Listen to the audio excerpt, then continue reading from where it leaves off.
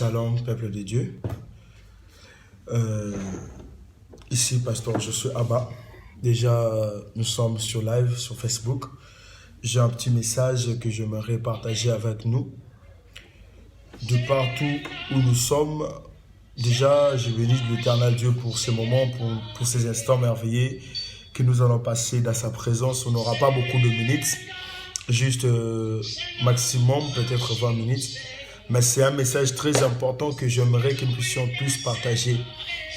Et ce message, nous avons eu à intituler ainsi « Qui suis-je » C'est ça la question que nous allons se poser pendant ce message, et de savoir qui suis-je. C'est très important de connaître qui tu es. C'est très important de connaître qui tu es réellement. Déjà, avant de commencer, je vais ouvrir ces moments avec une petite prière. Père éternel, de puissant créateur des cieux et de la terre, je te dis merci, je te glorifie parce que tu es merveilleux. Merci pour ta fidélité, merci pour ta grâce et ton honneur. Merci parce que tu as commencé avec nous ce programme. Je te prie, Seigneur, que tu puisses aussi achever ce programme jusqu'à la fin, au Dieu d'Abraham. Que seul toi, tu puisses parler à ton peuple. Seigneur, laisse que au travers de ces messages, une âme soit sauvée, au travers de ces messages, qu'une personne soit touchée au Dieu d'Abraham, à ce qu'il soit recadré sur son chemin et sur sa marche. Ainsi, je prie dans le nom puissant de Jésus-Christ et je dis merci à Jésus. Je bénis la présence de tout le monde, de tout celui qui est déjà là sur notre live. Donc, le thème que nous allons exploiter cet après-midi soir est intitulé « Qui suis-je » Qui suis-je? C'est une question auquel je te pose ce soir. C'est une question auquel on se pose ce soir, de connaître qui nous sommes. J'aime, il y a un philosophe qui a posé la question, il n'a pas posé la question, il a dit ceci: connais-toi toi-même. Tu sais, déjà, si tu te connais, tu vas commencer à comprendre c'est quoi le privilège de ma vie. Qu'est-ce qui est la chose la plus importante de ma vie? C'est lorsque tu te connais. Mais aussi longtemps que tu ne te connais pas, il y a d'autres choses que tu ne comprendras jamais de la vie. Aussi longtemps que tu ne connais pas le pourquoi tu vis, il y a aussi d'autres choses que tu ne comprendras jamais comment le faire.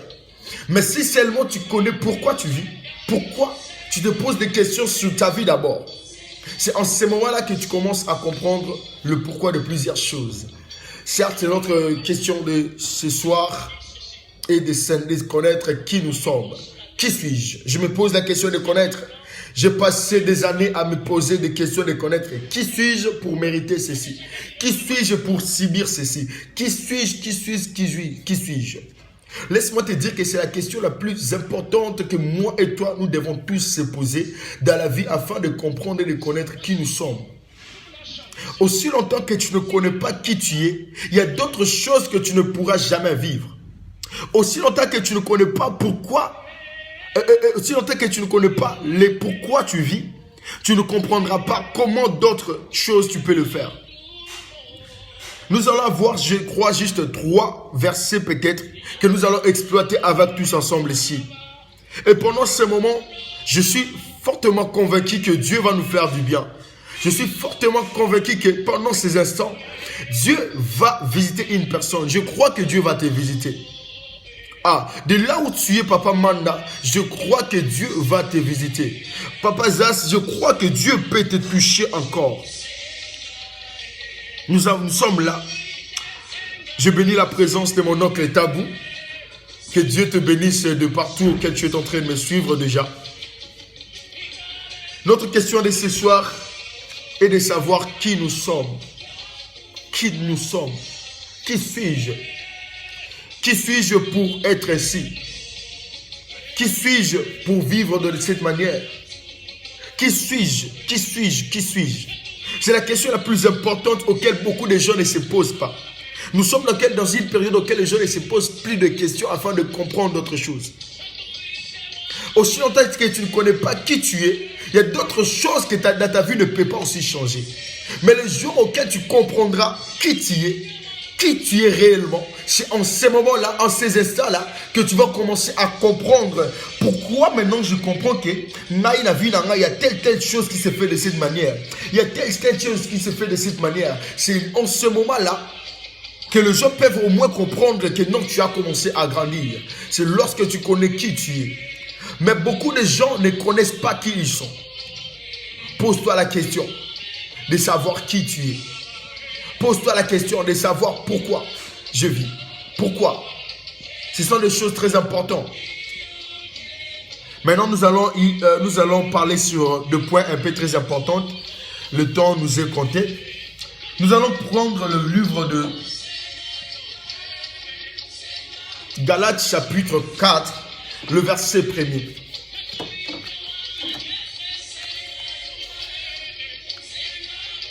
Galates 4, tu peux prendre avec moi si tu es présent.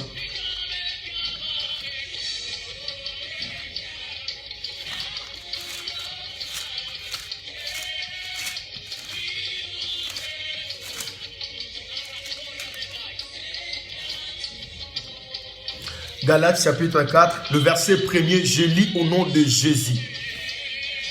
La Bible dit, or, aussi longtemps que l'héritier est un enfant, j'ai dit qu'il ne diffère à rien d'un esclave, quoi qu'il soit le maître de toutes choses.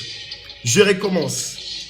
Or, aussi longtemps que l'héritier est un enfant, j'ai dit qu'il ne diffère à rien d'un esclave, quoi qu'il soit le maître de toutes choses. Ici, on est en train de parler, je vois deux personnages en fait. On nous parle d'un esclave et d'un héritier.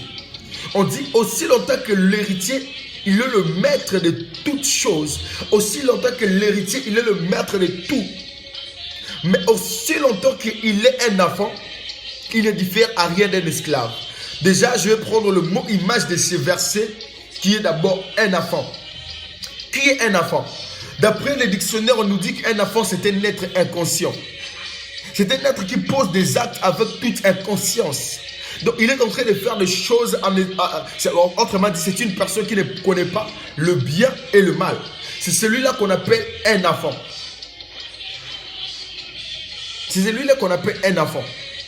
Je vais indexer quelque chose pour expliquer ces paragraphes encore qui est très important. La Bible nous dit, un enfant nous est né, mais un fils nous est donné. Je vais nous expliquer juste une petite chose par rapport à ça. C'est dans le livre d'Ésaïe. Ésaïe dit, un enfant nous est né, mais un fils nous est donné. Prends d'abord ces deux mots-là. Nous est né et nous est donné. D'abord, lorsqu'on est en train de parler d'un enfant qui nous est né, là, ce n'est pas encore un fils. Ce n'est qu'un enfant. Ce n'est qu'un enfant qu'on est en train de parler. Mais un fils nous est donné. Un enfant, c'est un être inconscient qui ne connaît pas le bien et le mal. Un enfant, c'est un être inconscient qui ne connaît pas toute chose qui est bien. Nous allons voir une chose. Dans l'ancien temps, on considérait une personne mature lorsqu'il atteint l'âge de 30 ans. Et ce régime-là continue jusqu'alors même en Israël. Dans beaucoup de pays du côté d'Asie. On considère une personne étant mature que lorsqu'il atteint l'âge de 30 ans. Mais lorsque la Bible est en train de nous parler d'un enfant nous est donné, un fils nous est donné, on est en train de nous parler de Jésus-Christ de Nazareth. Mais nous allons voir une chose. La Bible nous dit dans le livre de Jean 3,16, car Dieu a tant aimé le monde qu'il a donné son fils unique. On ne parle pas d'un enfant unique, mais on est en train de parler d'un fils. Un fils, c'est déjà une personne qui a atteint l'âge de la maturité. L'âge de la maturité naît d'abord ce qu'on appelle la prise de conscience. La maturité, c'est la prise de conscience. C'est lorsqu'une personne prend conscience de qui il est. C'est là qu'on peut connaître facilement que cette personne, normalement, devant nous, il est devenu mature. C'est par rapport à la conscience. S'il n'a pas encore pris conscience de sa vie, s'il n'a pas encore pris conscience de qui il est encore immature. Mais lorsque la personne prend conscience, c'est en ces moments-là qu'on peut reconnaître qu'il est devenu mature. Ce que je peux juste nous dire est que la maturité est la prise de conscience. La maturité, c'est lorsque la personne prend conscience de qui il est. La maturité, c'est lorsque la personne prend conscience de ce qu'il est réellement. Donc, j'ai voulu nous expliquer ceci par rapport à ce qu'on appelle Jésus. Lorsqu'il était enfant, ce n'est pas à ce moment-là qu'il était mort, mais il est mort à l'âge de 33 ans. Et d'après les Juifs, il pouvait les considérer comme étant un adulte ou un homme mature, on peut dire. On est en train de parler de ce qu'on appelle la maturité. Et cette maturité-là, il pouvait l'atteindre qu'en ce niveau-là. Cette maturité-là, il pouvait l'atteindre qu'à ce stade-là. C'est ce que je voulais un peu nous parler en ces moments, en ces instants. Nous allons maintenant essayer d'avancer par rapport à notre verset. Nous allons revenir, on dit, je relis le livre de Galates. Or, aussi longtemps que l'héritier est un enfant, il ne diffère à rien d'un esclave. Il ne diffère à rien d'un esclave. Quand bien même qu'il soit le maître de toutes choses. Vous voyez? Quand bien même qu'il soit le maître de toutes choses. Lorsque l'héritier est encore un enfant, il est considéré comme une personne immature. Pourquoi? Parce qu'il n'a pas encore, la conscience. J'ai donné ce verset pour nous parler d'une chose. C'est sur le point de la conscience. Lorsque la personne n'a pas encore pris conscience de qui il est, il y a d'autres choses qui ne changent pas encore dans sa vie. Mais lorsque la personne prend directement conscience de qui il est, c'est en ce moment-là qu'il comprend d'autres choses. L'héritier, lorsqu'il est un enfant, il est un héritier, même un prince. Quand il est encore un enfant à l'âge de 6 ans, même on peut lui mettre là une dame à sa disposition pour lui. Mais cette dame-là qui est comme sa bonne peut lui dire, le prince, s'il te plaît, prends-moi cela. Il peut aller directement prendre la chose, il peut exécuter les tâches qui n'est pas à lui. Pourquoi? Parce qu'il est inconscient. Il ne connaît pas qui il est. Mais lorsqu'il vit qu'il ne connaît pas qui il est en train d'exécuter cela. Mais s'il connaissait que je suis un prince et cette dame n'a pas le droit de m'envoyer, mais il est là à ma disposition, il ne peut pas exécuter ce genre de tâches. Mais s'il l'exécute, c'est juste parce qu'il ne connaît pas qui il est réellement. S'il exécute ce genre de tâches, c'est parce qu'il ne connaît pas qui suis-je. Mais lorsque tu connais qui tu es, voilà pourquoi on est en train de parler de ce thème. Qui suis-je? Qui suis-je? On dit l'héritier ne diffère à rien d'un esclave aussi longtemps qu'il est un enfant. Pourquoi? C'est parce qu'il n'a pas encore la conscience de qui il est. Il n'a pas encore la conscience de la personne qu'il est, devrais-je dire. Et aussi longtemps qu'il n'a pas cette conscience-là, il n'est pas encore grandi. Aussi longtemps que la conscience n'est pas mise en place, il n'est pas encore en mesure de comprendre qui je suis. Voilà pourquoi je viens interpeller une personne, je viens nous dire, toi qui me suis au travers de ces lives sur Facebook ou d'autres personnes sur YouTube, encore sur Instagram, je viens te dire que nous sommes là. Nous sommes dans un moment, dans un temps auquel tu dois comprendre, tu dois savoir qui tu es. Tu dois connaître qui suis-je. Pourquoi telle chose m'arrive? Aussi longtemps que tu ne connais pas qui tu es, il y a d'autres choses qui vont encore persister dans ta vie. Aussi longtemps que tu ne connais pas qui tu es, il y a encore d'autres situations que tu vas continuer à assumer. Il y a d'autres situations qui vont continuer à s'acheminer dans ta vie parce que tu ne connais pas qui tu es. Ils sont en train de nous parler d'un enfant. On dit aussi longtemps que l'enfant, l'héritier est un enfant, il ne connaît pas. Il ne diffère à rien d'un esclave. Déjà, j'aimerais nous expliquer quelque chose. C'est qui un esclave? Un esclave, d'abord, c'est une personne qui est en train de vivre sous une condamnation. Lorsqu'une personne vit dans une condamnation, c'est en ce moment-là, on l'appelle un esclave. En ce moment-là, il est une personne qui vit encore en esclavage. Mais lorsqu'il ne vit plus sous la condamnation, il n'est plus un esclave. Et je connais, en latin, on appelait souvent le werna. Werna veut dire esclave de naissance. Donc, il est un esclave, il est sous une condamnation. Lorsque tu es un esclave, tu es sous une condamnation. Mais lorsque tu ne connais pas qui tu es aussi, laisse-moi te dire que tu es encore un esclave. Parce que tu es en train de vivre sous une condamnation auquel tu ne sais pas. Lorsque tu es encore... Tu ne connais pas qui tu es. Tu vis sous une condamnation juste parce que tu ne connais pas qui tu es. Mais lorsque tu connais qui tu es, c'est en ce moment-là que tu ne vis plus sous l'esclavage. Tu es là. Est-ce que tu as déjà pris le temps de te poser la question de savoir qui tu es? Est-ce que tu t'es déjà posé ce genre de questions? De connaître pourquoi moi? Qui je suis? Qui suis-je? pour assumer cette réalité? Qui suis-je pour vivre telle situation dans ma vie? Pourquoi ça? Pourquoi ça? Ce sont des questions très importantes qu'on doit se poser. Ce sont des questions très importantes. J'aimerais qu'avec moi ce soir, tu puisses te poser la question de connaître qui tu es. Ici, on est en train de nous parler d'un prince, imagine. D'un prince, d'un héritier. Une personne qui est placée à une haute divinité, mais inconscient. Un être inconscient de qui il est. Et à cause de son inconscience, on le place dans un même niveau. Dans un même niveau qu'un esclave. Un esclave, c'est une personne qui vit sous une condamnation. Alors que la conscience là peut revenir dans ta vie seulement si tu connais l'état déjà premièrement de ton âme.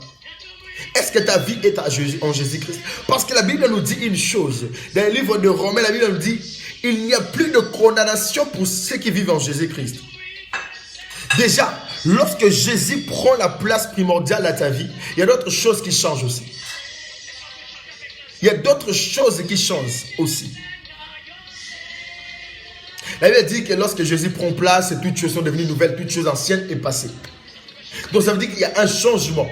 Le changement même de ta conscience, de ta manière de voir, de ta manière de faire les choses. Qui tu es? Je te pose la question ce soir de connaître qui tu es. Nous allons prendre un verset, je nous tombe plus vite vers la fin. Non. Je crois bien c'est dans le livre de Osée, si je ne m'abuse pas. Je crois bien que c'est dans le livre, oui, c'est dans le livre de Osée. Donc, la Bible nous dit, mon peuple périt par manque de connaissances. Par faute de connaissances. C'est comme cet enfant héritier qu'on est en train de nous parler ici. S'il est en train de mourir comme étant un esclave, c'est parce qu'il n'est pas conscient de qui il est. C'est parce que sa conscience n'est pas mise en place. Et voilà pourquoi je viens t'interpeller, toi qui es là, qui me suis en ce moment, de connaître qui tu es. Si tu connais qui tu es, il y a d'autres choses que tu ne pourras pas vivre. Il y a d'autres réalités qui ne pourront pas prendre le dessus dans ta vie. S'il y a d'autres réalités qui prennent le dessus dans ta vie, c'est parce que toi, tu ne connais pas qui tu es. Mon peuple périt par manque de connaissances. Mon peuple périt par faute de connaissances. Parce qu'ils ne savent pas qui ils sont. Parce qu'ils ne savent pas le pourquoi de leur vie. Qui suis-je? Who am I? Qui suis-je? Who am I? Ou who I am? Pose-toi la question. Pose-toi la question ce soir de savoir qui tu es. Nous allons prendre un verset qui me monte au cœur. C'est dans le livre de Psaume 82, le verset 6. Je crois bien. Psaume chapitre 82, le verset 6. Je lis au nom de Jésus. J'avais dit, vous êtes de Dieu. Vous êtes tous de fils du Très-Haut. Cependant, vous mourrez comme des hommes. Vous tomberez comme des princes de ce monde. J'avais dit, là c'est Dieu qui interpelle, que j'avais dit, vous êtes de Dieu. Vous êtes le fils du Très-Haut. Mais cependant, vous mourrez comme le prince de ce monde, comme des hommes, de personnes de moins importantes. Mais alors que vous êtes de prince, alors que vous êtes vous êtes de Dieu. Donc ici, il interpelle pourquoi? On interpelle qu'à une personne qui n'a plus la conscience à place. Ça veut dire qu'il y avait des gens qui étaient là, mais qui n'avaient plus conscience de qui ils étaient. Et Dieu leur interpelle encore que vous êtes de Dieu. Vous êtes le fils du Très-Haut. C'est parce qu'il n'y a pas la conscience. Tu n'as pas à toi, dans ta conscience, tu ne sais pas que tu es un Dieu. Dans ta conscience, tu ne sais pas que tu es un tel. Dans ta conscience, tu ne sais pas que tu es trésor man, que tu devais faire ceci, qui convient à ta personne. Tu ne sais pas cela. Mais le jour où tu comprends, je bénis la présence de Papa Pierre Longadi. Lorsque tu comprends qui tu es, lorsque tu comprends le pourquoi de ta vie, c'est en ce moment-là que les choses changent. J'avais dit, la Bible dit, là c'est Dieu qui parle. J'avais dit, vous êtes de Dieu. Vous êtes tous le fils du Très-Haut. Cependant, vous mourrez comme des hommes. c'est parce que tu ne sais pas qui tu es. La question, notre thème de cet après-midi soir est intitulé « Qui suis-je » Qui suis-je? De savoir qui tu es. La Bible dit qu'il n'y a plus de condamnation pour ceux qui sont en Jésus-Christ. Donc, est-ce que dans ta conscience aussi, tu sais que tu es en Jésus-Christ? Est-ce que tu es convaincu que tu es en Jésus-Christ? Cherche à connaître qui je suis. Réellement qui je suis. Réellement qui tu es. Qui es-tu?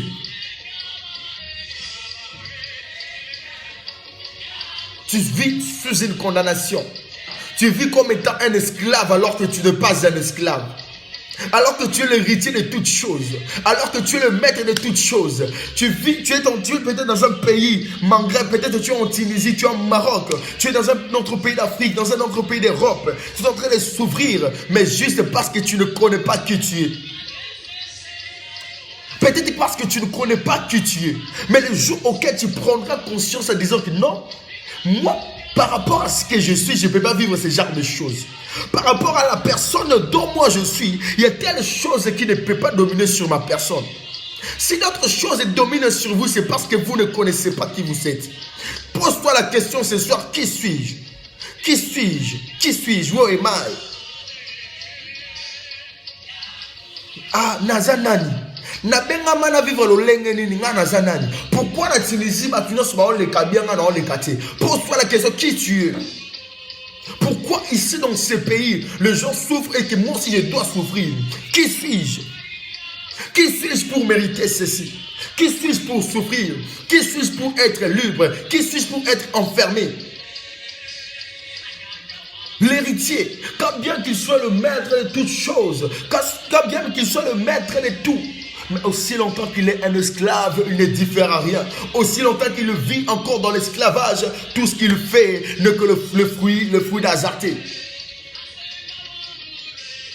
Je voulais juste te parler ce soir.